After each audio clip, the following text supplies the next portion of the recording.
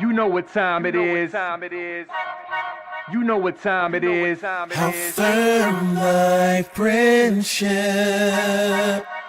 Oh, you know what time it is. Roll with them boys of the fall. You know what time it is. On the ground with a nose for the ball. You know what time it is. Blood, sweat, and them tears for this game. Leaving it all out on the field with no fear for you lames. Buckeyes by a billion. We in the building with over 100,000.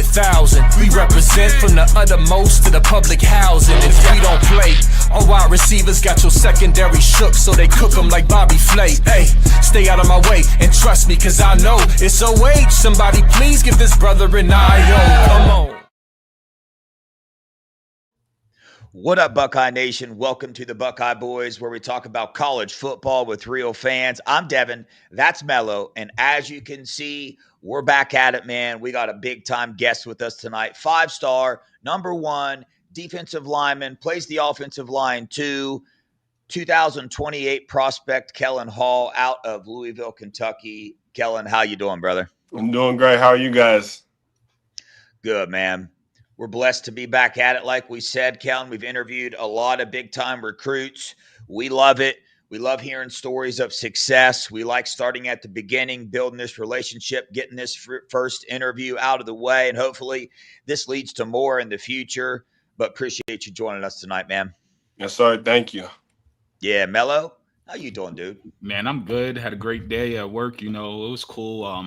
Now I'm here doing what I love to do. This is a passion of mine, talking to these recruits, getting to know them, allowing Buckeye Nation to get to know them. As you know, the Con 3s and the 247s like to speak for kids, and they like to take their quotes out of context and present it in a certain way just to generate clicks. But it's best to hear from the kids themselves and their prospects themselves. And, you know, we love Ohio State football. So anything Ohio State, we want to know about it. Yeah, no doubt. Ohio State showing interest here. A long way to go in your your process here. But chat, we appreciate you guys for joining us. You already know what to do. Hit that like button, hit that subscribe button as well. Share this feed on your X, your Instagram, wherever else you can to help us get some more people in here tonight. But we appreciate you guys for joining us. Super chats are open. If you got any questions for the night, put them in there. Let's get this ball rolling, Kellen. So, man, you're a big-time football player now. Your team just won the state title last year. You as a freshman, that's pretty wild. You also play basketball, so you're in the thick of it now. You're a top 10 recruit in the nation already in the 2028 class. You're the number 1 rated defensive lineman on, I forget what site it is. I don't pay attention to ratings anyway. I watched your film. You're an absolute dog, but this started somewhere. Either you got some family members that played some football or something happened. So tell us, man, how did you get into football? Well, I actually got into it because of my dad. My dad played middle linebacker at the University of Memphis. So I learned from him. He taught me all the stories, all the cool things, all the brotherhoods he built, all the bonds he created playing football. And I said, why not? Why not be me? Why not keep the generation going? And at what age were you when you first started? I was in 2nd grade, so Dang. I was young. I was usually at first I was a wrestler. I won. I was like 2nd in the nation in wrestling before I got to where I am now in Louisville. I was in Arkansas before. I didn't play football until I moved here. And my dad, he's been my coach ever since 2nd grade. Dang, man, that's cool. That's cool. We I knew. When you showed up to the Texas game and Ohio State was interested, I did a lot of research, watched a lot of film on you, man. So you can tell that you got a good coach. Whatever you got going on, keep doing it. You got a pretty good coach, man. So your dad played football as well. So when you started playing football, you play offensive line, defensive line now. What positions did you play like younger? I'm sure you're probably all over the field with as athletic as you are, but walk us down that path of your positions throughout football. Well, I've always been on the O-line because I was always overweight. So in Louisville, if you're overweight, you can't run the ball. So I always had a big old X on my helmet saying I can't run it. So I've always had my hand in the dirt. But on defense, I was middle linebacker just like my pops. So I was flying around, making all the plays. I was bigger, stronger, faster than everybody else. So I was knocking little kids out left and right. love it, man. Is that That's what awesome. you enjoyed the most about football, is being able to take out that aggression and just the physicality of the sport? Or what would you say draws you to football the most outside of I, your dad? I like the chess match of it. Definitely being a lineman. There's always things that got to happen pre-snap. You got to look at the formation, who all's coming your way. Then also what the tendencies of the lineman you are. That's why film's so important, in my opinion. You got to know who you're going against. You can't go into a test and not already been studying. So that's why film is so important. And also, I like just one move. One day I might hit a kid with the bull and pull. Then I may go with a speed rush. And just watching him trying to stop me is so fun because you can't do it. So playing that little chess match with him is definitely the funnest part to me. Yeah, man. I saw your, obviously you got interviewed after the Texas game by multiple people, and they wrote your quotes down and published them. And I was reading some of your quotes, and I was like, dang, dude, this kid's a sophomore. And because the way you were answering, you were diving into like the scheme of what Matt Patricia just did and the defense. And I'm like, golly, dude, this dude was watching those things while he was watching this game. So that's super impressive. But so we know you're in the football a lot as a kid, right? What are some things that you enjoy doing, man? Were you outside fishing, hunting, camping? Were you inside gaming? What's some things that you enjoy to do? I definitely like doing music. So I have a guitar in my room. I have a drum set in my room. So I'm a big music guy. I like listening to beats and stuff like that. So that's one thing I like to do outside my spare time. Then another thing I've gotten into is reading and journaling.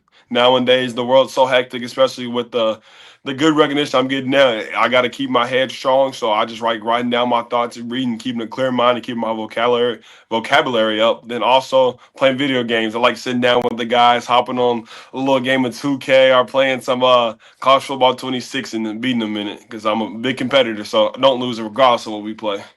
So in terms of that, what kind of guitar are you playing? Acoustic, electric? Like what kind of guitar you have? A little electric guitar. Oh man, you're Okay. living it up. You're doing it big. And Yes, what's sir. your favorite book or genre to read? I used to like comic books. That was my favorite. Yeah. But now I like autobiography and like motivational books. One Okay. book I just read that Ohio State was actually reading was Chop Wood, Carry Water. I read that whole book through and through, and there was a lot of motivational quotes and all that. So those are the type of books I like to read. So what did you think of that book? I never read it, by the way. I loved it. It's definitely a testament to what's for you is for you. So you can't go by anybody else's path or what else do you do. What is done for you is meant for you. You gotta have a good mindset too. You can't just go into things thinking they already have it made for you. And also you gotta work every day and really chop wood and carry water. Keep doing create good habits and you'll get to your end goal eventually. And are you? It's about the my bad. It's about the journey, not the goal. That's something I heard the Ohio State players say a lot. But Mello, go ahead. What is it? This is my last question. So are you good at 2K? Oh yes, that's my game. I'm Man, real you good at after the 2K. show, you gotta give me and Dev your handle because we're nice with it. We like to punish the youngins because you guys got more free time and you guys be thinking that you're good. Hey, set it up. Set it up. I got all the no. builds you can think of. I got bigs, Listen, man. shooting guards, point guards, all that. It's all good, man. Yo. I'm going old school. It ain't that old school, but it's old school probably for you. But I'm getting Carmelo Anthony. I'm about to cook you up, obviously by the name. Yo, you know who my guy is. Devin, I'm out of this one. I'm not a gamer. Have I you might played? play some zombies every once in a while, Call of Duty. I do have all the new NCAA games. I bought the PS whatever. It's like a 5 or 4. I don't know what it is. But I bought it just for the new NCAA game, and I've played it maybe like 3 or 4 times. And I just bought the new one, and I haven't even played it. So I'm not a big-time gamer. But listen, you're going to get this question 900 times throughout your recruitment. This is just what it is, man. You're a big-time football player. People want to know, what's your size, man, height and weight? What you rocking with right now? Right now, I'm standing around 6'5", 260. Okay. That's a sophomore in high school. All right. That's not too bad. Not too bad. All right, man. So long time to go in your recruitment. I know that things are going to change. Teams are going to change. Where they are on your list is going to change, all that. But right now, when we stand, I think I counted them up. You got like 25, 26 offers that show online. I'm sure you probably have more than that, but we're talking Alabama, Tennessee, that team up north that I don't really consider them like an actual team, but whatever, man. Ohio State, all those guys. So tell us, man, how's that feel right now? being recruited, and what are some teams right now that are currently recruiting you the hardest? Some teams right now are definitely Oklahoma, Tennessee, Ohio State, Georgia, Notre Dame's up there. Schools of that such, and also I think it's a testament to my hard work. This summer I got in the lab, I gained over 30 pounds straight muscle, as you guys can see. So I went from 230 to 260. So I was in the lab working late nights, trying to get my broad jump up, trying to get my speed up, get my 40 up. So it was a lot of long nights, early mornings. So it was a testament to my hard work and seeing all that pay off in dividends. Now setting my family up and myself up for a great career. Amen.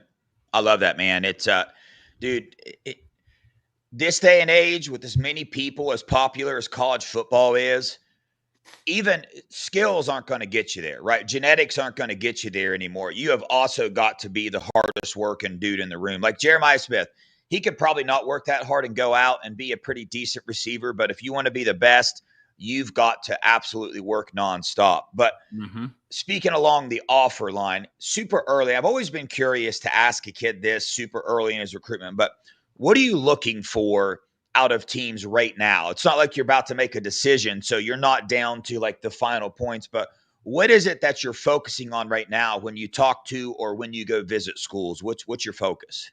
First off, academics. Academics is a huge goal of mine. I try to keep my GPA up. I got a 4.0, so definitely try to keep it at that. And I want to have a life after football too. So that's why I think school is very important. I want to see how school is going to set me up for also life after football, because football can only last so long. You can't play football your whole life, but you got to have a job, you got to have money to sustain yourself after football.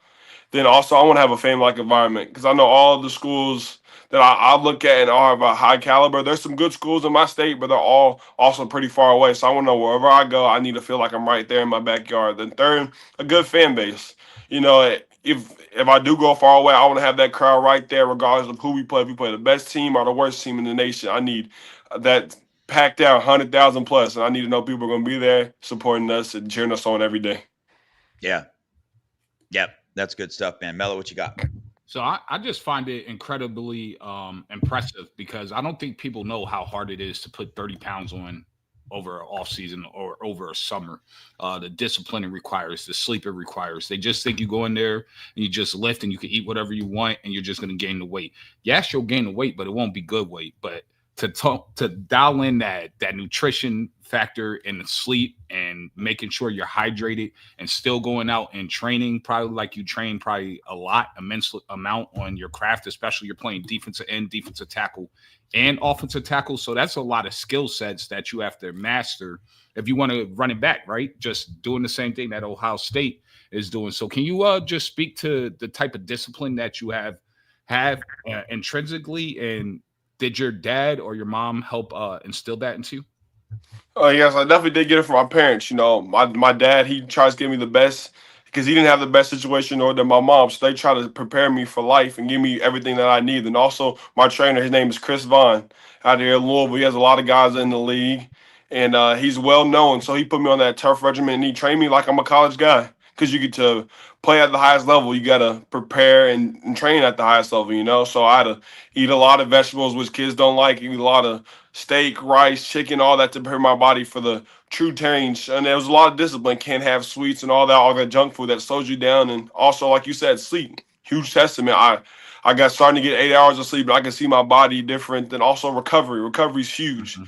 Kids get injured every day because they're not stretching enough, not recovering hard enough. And I feel like that's a huge thing you got to do to keep playing at the highest level, because the seasons are getting longer and longer, especially with this 12-team playoffs and playoffs in high school. You're playing 15, 16 games a year, and you're trying to stay healthy as you can. You can't do that if you don't recover and eat right, because you're only as good as what you put into your body. So if you put in junk food, you're going to get out a junk food mentality. But if you put in good, lean meat, vegetables, all that stuff, you're going to get a great play out of yourself.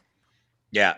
There's a pattern, man. We have interviewed so many players that are on Ohio State's roster, so many players that are in their class currently. And, man, we have noticed this pattern that Ohio State only goes after kids like yourself, super focused, super disciplined. And also, this isn't a disrespectful comment. This is actually the opposite of that. You don't sound like a sophomore in high school, man. You sound like a grown man when you're talking about your mindset and whatnot. So shout out to your trainer, your parents, how they raise you, all that stuff, man. Like, it just sounds like you're set up for success in life. But to dive in more specifically to the Ohio State side of things, if we can here, when did Ohio State first reach out to you, and who was it?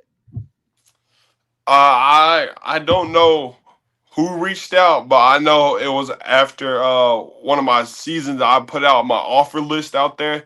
Then I had a couple of the player personnel reached out and stuff like that, and they told me I needed to come down. They tried to get me to a game last year, but I already had that schedule planned out. So they told me just come down to camp, which I did, and it led me to this point here. Yeah. So, how was the camp? Like, what was the camp experience like being at Ohio State? Can you just take us through it a little bit? Yes, sir. So before the camp, they asked me to come there so I can tour the facilities. Also, I got to meet Coach Day there as well. So I got to tour the facilities. I got to see how they treat their players and like how they, their food regimen, their deals and stuff like that. And I learned a lot about the school, that they're literally just more than football. They expect more than just football. They have a grade GPA of 3.5, and that's hard to sustain. And also being national champions, that means you're on the road a lot. You're playing a tough schedule. So that's one thing I learned while also being out there. Then they have a lot of stuff outside of football, which really excites me and my family. They give me a true sense of hope that they care more about me as a person than an actual football player, which I want to go to the NFL, but I also want to have a great life outside of football, which I know they're going to set me up for. Yeah. This is something I normally talk to a recruit before we come on live, and I ask them, but I'm going to throw it out there because Ohio State, the team, the coaches, they're obviously heavy in their faith, right? They did the baptisms on campus. They do Bible studies all the time. That's another pattern with these recruits. They seem to be drawn towards that. Is that something that interests you as well? Do you want to be a part of something like that? Or are you focused on other areas right now in the recruitment? Yes, so I do, because without God, I wouldn't be here right now. He's done everything. He's changed my life, and definitely being a freshman in high school, I've seen my faith grow, and I know without God, I wouldn't be anywhere. So I definitely want to keep him right there next to me, because as soon as I got all this good stuff, got these good ideas from other people, it can be taken right away. So without him, I would be nothing. So I want to keep that foundation up as well. Dang, man, it took me 34 years to have that kind of mentality you got right there. But, God's given me absolutely everything that I have. I would not be here without him either, man. And since I've been putting Jesus first in my life, dude, the blessings I've received are just immaculate, man. I can't even express it in words. His ways are beyond our ways, brother. But, man, I want to ask you, this is kind of me wrapping up here. I don't have much more after this, but go into as much detail as you possibly can with this next question as well, because I really want to know how Ohio State treats recruits like yourself, what they do when they bring you into a game like Texas. So walk us through when you arrived, what happened before, during, and after the game, any details you want to share with us. So before, they always check in, make sure that I'm coming. They want to know I'm here, and then they'll send out a schedule. So they'll send out where I'm parking, where I need to come in at, and who also is going to host me throughout the day. So that's one big step. Then after that, you walk into their future Buckeyes lounge, which is so dope. It's probably the first time I've seen a true own recruiting lounge just by itself on its own. And it's right there next to the stadium, so get you a true feel. Then you walk in there, you have all your guests around with you, and you get your lanyards. Then you walk into this big, beautiful building, and you get in there. You sit down. There's a host that met me there at the before at my table. Fun fact: he's from Louisville as well. He went to Covington Catholic, actually down there in Lexington, so he knows a lot about Kentucky. So I feel like they had a little something they did a little extra to get a nice connection going. Then also, they had great food. I'm a big guy, so I love to eat. They had some real good food. Then after that, they let us go down there, the players, see everybody warm up. I saw a lot of NFL guys, a lot of guys that got drafted, like Terry McLaurin, Jack Sawyer, one of the edges that got drafted to the Colts. I saw him there. Then I saw Lee Corso. He took his last vote, his last game day, his true first love, the Buckeyes. So That was a great way to send it off. Then throughout the game, just watching how Caleb Downs warms up, how Jeremiah Smith warms up, seeing how those guys attack the game was definitely something I took away.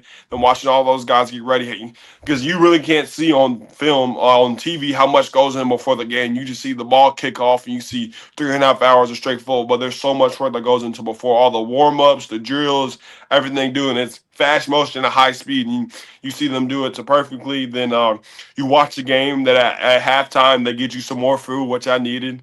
They give you more food, and also throughout the game they check up on you. They give you water and stuff like that. Then after they let you go into the game day locker room, you get to meet, you get to talk to some of the players, you get to congratulate them and stuff like that. Then after that, you go back in and they take you back on a bus. Actually, you have to get there from a bus.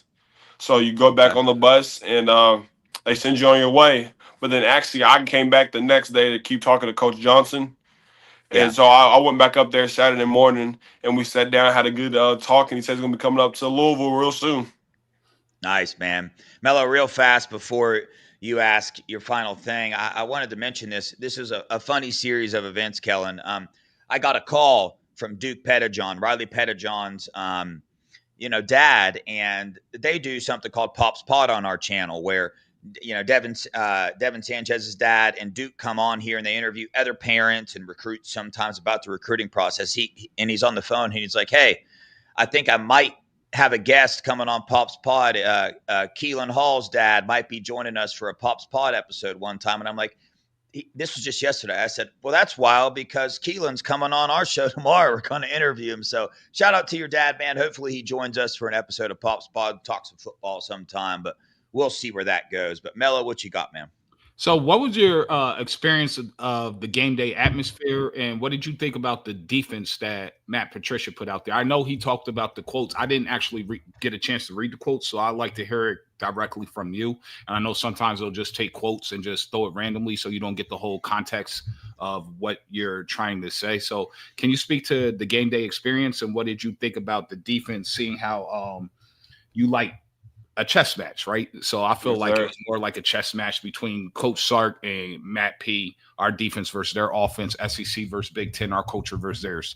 Can you speak to that? Yes, sir. Definitely the fans, electric. That's all I got to say. That horseshoe was packed from start to finish. They were in there hours before the game, hyping them up. And also they caused three false starts because it was so loud you can't hear that the clap just wasn't loud enough. So they caused 3 false starts on their own. And every play, they were on their feet. They got Ohio State had a lot of 4th down stops, especially at the goal line was at the 1. They got to stop there, and the place just erupted. You would have thought we just had a 60-yard touchdown. Mm-hmm. So I was definitely cool to see. Then also they were real loving. They were always they asked about myself. They weren't, and they told me a lot of great things about the program and why I should come here. So that was definitely a first. They really wondered about my family and stuff like that. They asked questions and they were real complimentary. Then also Coach Matt, he's won Super Bowls before, so he knows what he's doing. So it was definitely nice to see, and it was just really great to see that Archie didn't know what to do with the ball. They played a really special defense that can only be ran by some specific guys in certain teams, which Ohio State has the caliber of guys to do it with. Sonny. We lost him for a second. I'm sure he'll be back. Oh, there you are. You back, man? All right, we're back. My bad. Yeah. So we lost. Heard you say Sonny. Yeah, Sonny and Caleb Downs, all those guys back there, they got a chance to do it. So they were different stunts. They ran different four different type of fronts, and I couldn't even tell sitting there, but they did it. Then they also changed up the defense. Arch couldn't decide if it was man or zone. Yeah. And so that's one thing why he struggled all day, because Coach Matt was making him think, and he's probably getting phone calls.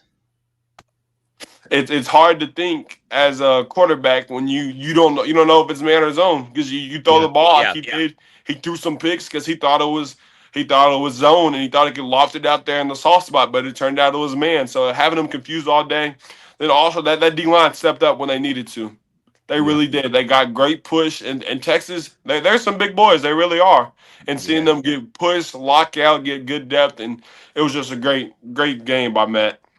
Yeah, I was always curious, man, because when you, obviously, as a high school recruit, one of your goals, right, if you really love football, is to play in the NFL. And it's like, all right, when I'm choosing my college, I need to pick the college that's going to get me the most ready for the NFL.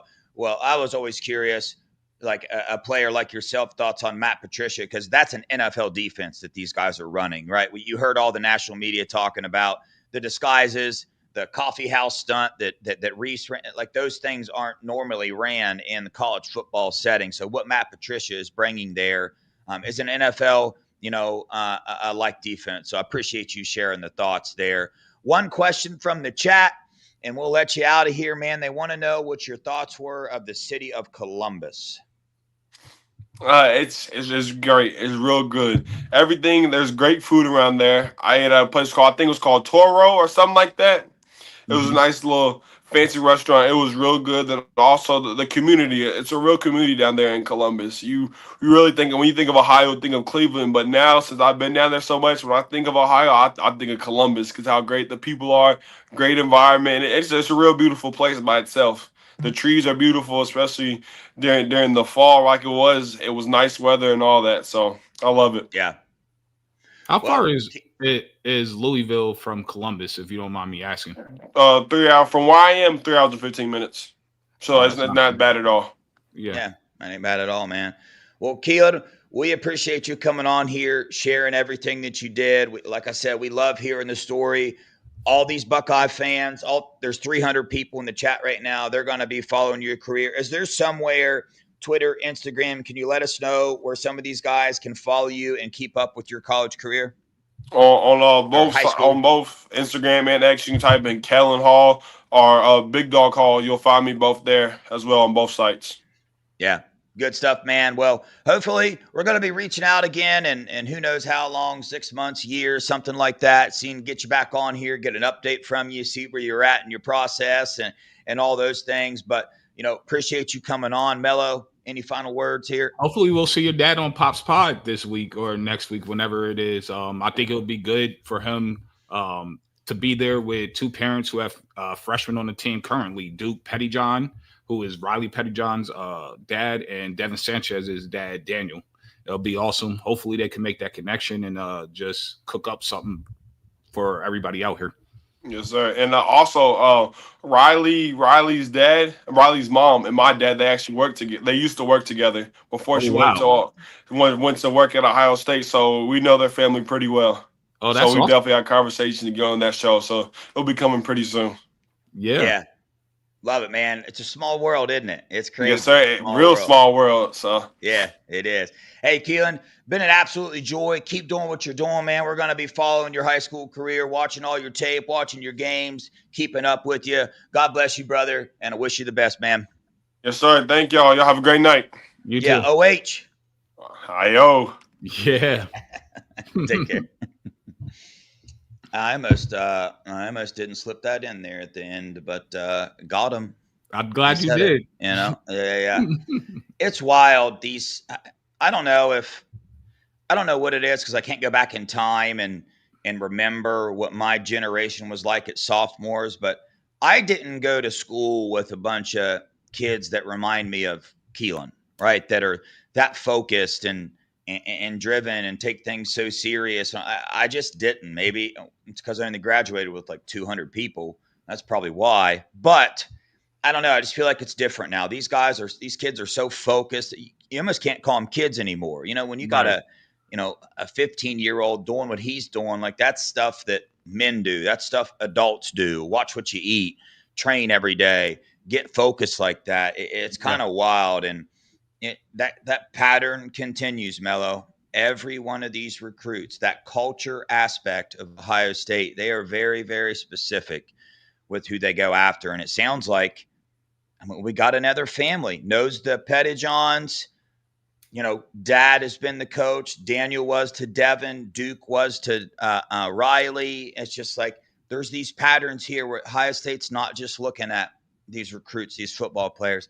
I feel like they're looking at the families too, man. I really, really do. Oh, yeah, I feel absolutely. like they look at the families, and that is a big factor in that. So, and Day has come out and said this much in press conferences. Like, it's one thing to have the skill set, but you have to fit the culture. They said as soon as they identify that you have the talent to play at Ohio State, they dive into who you are as a person and who your family is. to make sure you fit the culture. Otherwise, it doesn't matter because they're not going to upset the culture for anyone. And yeah, it's just full circle in terms of the connections that are always in these little circles. But I guess elite talent hangs with other elite talent. And then the kids are more advanced. I think they have better guidance. It just shows you that college football is a business now, and they're treating it as such, right?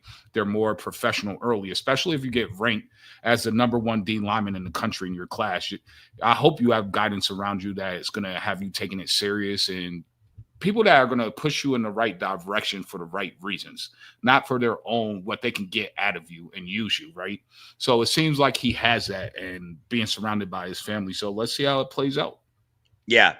We've gotten the opportunity, the blessing to get to know some of these Ohio State families, the Sanchez's, the Pettijohns, the Satanales, Aaron Thomas and his family. Like, I've got to know them a little bit, some more than others, but they're all just good people, like really good people. Like, you can genuinely tell, hey, they actually care, right? They care about not just their kid, but these other kids too. They care that the things that they value in life are becoming rare, right? Families are valuing what these families value less and less as the generations go on, right? It's not money and fame. It's not on the top of their list. It's these things down here. What kind of man, right, is my son going to become if he goes to this program? Like, those are the things that I feel like these families are making this decision. Hey, I want to send my kid somewhere where when he leaves,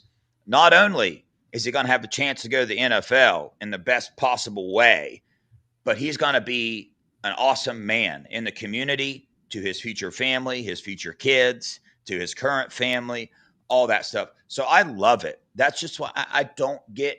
And in today's day and age with NIL and the transfer portal, if your morals and your goals aren't that, and firmly that, it's real easy to get distracted with the amount of money that's being thrown around. It's real easy to wake up and money be the number one factor in your life. And you will face the consequences of that. There's no way around it. I've done it in my own life. I've made money number one in my life before, and I know where it got me, and it wasn't anywhere good. So again, I just love what the Buckeyes are doing, man. So we'll see. Kellen Hall, heck of a football player. Go watch his film. Obviously a long way to go. We got several 2027 recruits lined up to get on here. Still working on Caden Dixon-White, Chris Henry Jr. coming on here. Perfect segue, because I was going to address that. Someone brought up Con 3, and you know how they keep trying to say Chris Henry Jr. is going to flip.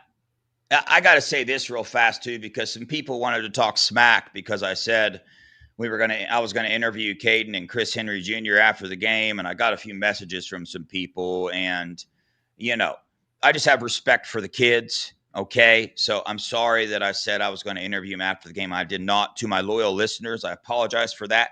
I'm working on getting them on, but what I will not do is bug high school kids to death about coming on this show. I want them to be in high school. I want them to train. I just want them, if they don't want to come on or if they're too busy, that's fine. I'm working on getting them on though. But what is Con 3 doing now? Because they're not doing anything. It's just what I saw Chris Henry do. So for all the naysayers saying Chris Henry's going to flip, why would he go back to Winthrop High School and get them all Adidas cleats for free and pay for them and come back in and get mobbed by all his ex-teammates and his brothers where he originated? People don't realize he had to go to Mater Day to grow as a player. He had to get better. There was also some other factors going on that I will not entertain or interject in, but it was the best thing for his career and to reach his maximum and maximize his potential. But it does not mean he's not an Ohio kid. His brother is about to is a 5-star basketball player taking an OV to Ohio State. His sister's on the women's basketball team at Ohio State. They are Buckeyes. It's pumping through their veins. Yeah.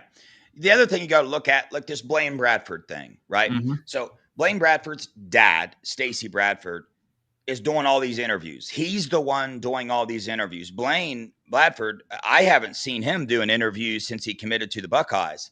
But he's answering the questions that these reporters are asking him. And as somebody that asks questions to recruits all the time, I can force the interview to go a certain direction if I want. Okay, so keep that in mind when you're reading Blaine Bradford's dad's comments to these questions. It's like, we don't know the context of the interview, but we know who it comes from. It's coming from Con3 and all those people that want to push the flip narrative. And if they're trying to push the flip narrative, then they're going to ask questions nonstop that support the flip narrative. They're not going to ask questions that support him not flipping. They're only going to ask him questions, right, regarding, hey, is he going to flip? Is he, all those things. Similar thing happened with Ohio State's defensive line this year. Everybody wanted to ask Ryan Day negative questions about the defensive line. They wanted to open up, Ryan, I know we're worried about the depth at defensive tackle. How do you feel there? When you open up a question like that, it's very easy to make the answer look like they're backing up what you thought in the first place. If you say, hey, Ryan Day, what's your thought on the defensive line this year? And let him, do the speaking there.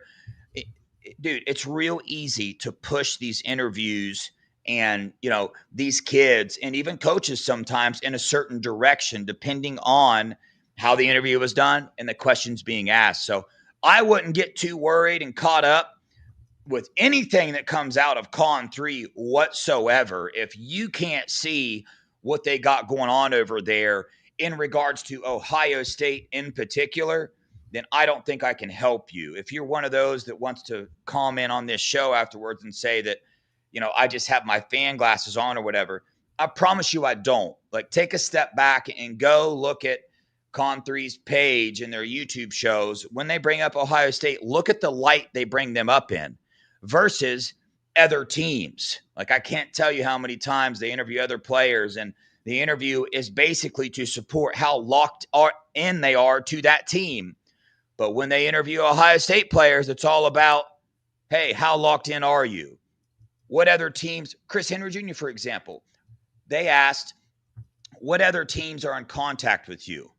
Chris Henry answered that question, and they turned that into Chris Henry Jr. is still entertaining them. No, he answered your question. How many teams are still trying to contact you, and who are they? Well, Texas and Oregon won't leave me alone, was his answer. They turned that into, oh, he's still entertaining Texas and Oregon. Like, it's wild, man. It's wild. And it's getting worse and worse and worse. This Joey Velasquez stuff with these scum fans, boy, they are digging themselves in such a deep hole with, what the nation looks at them like. It's disgusting. I don't even want to talk about it, dude. I'm not going to do a show on it. I'm going to bring it up right now because it is seriously disgusting what they are doing to people like Joey Velasquez and his family. It's disgusting. The type of human being you have to be to do that to somebody that you don't even know, a young kid, even if it is true, the stuff that they are doing is disgusting. Like, it's just like, bro, like you guys are a different breed. You're in a different, not all of them. I'm sorry to say this, but I know a couple that are not like that at all. I know it's a bad time to say that, but it's just the truth. Some of them are like real, genuine, good people. They just happen to root for the wrong team. But most of them that I see on the internet anyway, it's disgusting, man. It's disgusting to me, and I can't stand it. Mello, my thing with this, I don't want to talk too much about it, but if it's not true, and you start to get people like from the media and from the beat of the team up north, coaches or players or ex-coaches or people that got kicked out of their board saying his name directly, I beg that he sues the hell out of them.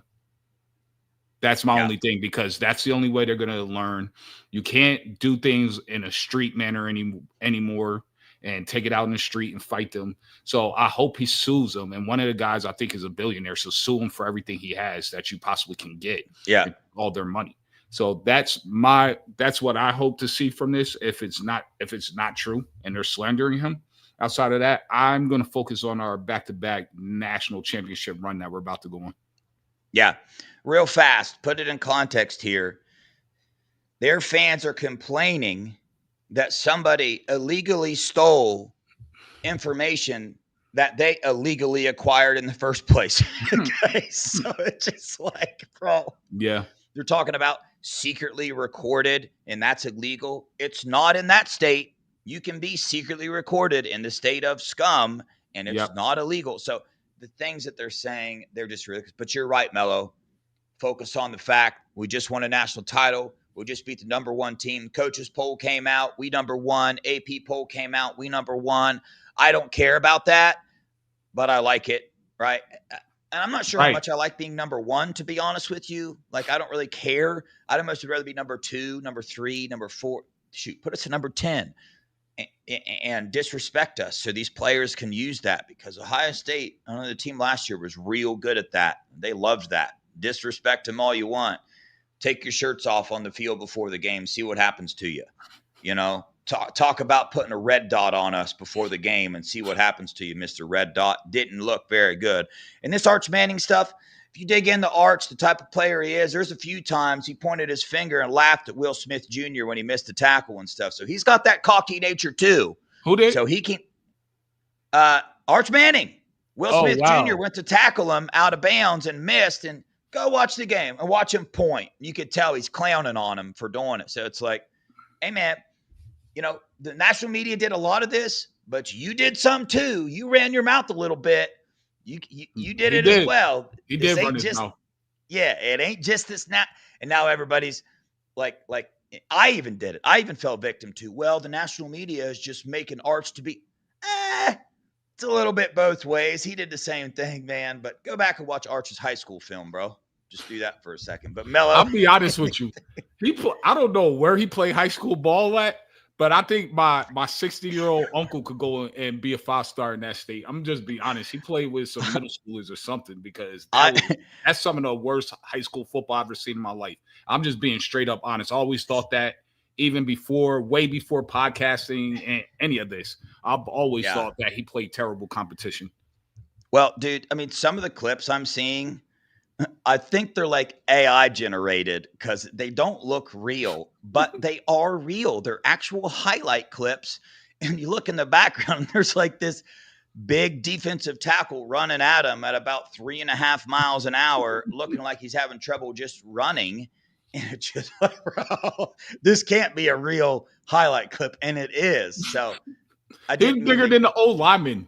I should have never done this, man. I do not like, I want Arch to succeed in life, but hey, man. He will. He's going to be very successful. Yeah, he's going to be all right. He's going to go to the NFL. The dude could stop playing football right now, and he's going to be just fine in life. Mm-hmm. You know what I'm saying? But anyway, Mello, any final thoughts or anything? Nope. Thank you guys for coming out, showing support. As always, we appreciate you guys. We love doing these interviews and bringing it straight to you. Yeah, for sure. Stay tuned for more of that. Tomorrow, we're going to have Duke on here. Talk a little bit about the Texas game. He's from Texas, so we'll get him on, talk about that. And we're going to start diving into the Grambling game, expectations, what we want to see, the things we need to see get better. And yeah, that's it. No trivia question tonight. I'm sorry. It just ain't going to happen. We're already running over as it is. Yeah. So on that note, we appreciate your guys' support. Please hit that subscribe button on the Buckeye Boys, Buckeye Scoop as well. If you haven't, become a member over on Buckeye Boys, $1.99. Whatever goes into the channel gets put back out. You want a Washington ticket giveaway? If we make enough money on the channel to give another ticket away this year, I'm going to do it. Maybe we can make enough, to give away a playoff ticket or something like that. That'd be really cool. But we appreciate you guys for joining us. We love you guys. Go Buckeyes. OH. IO.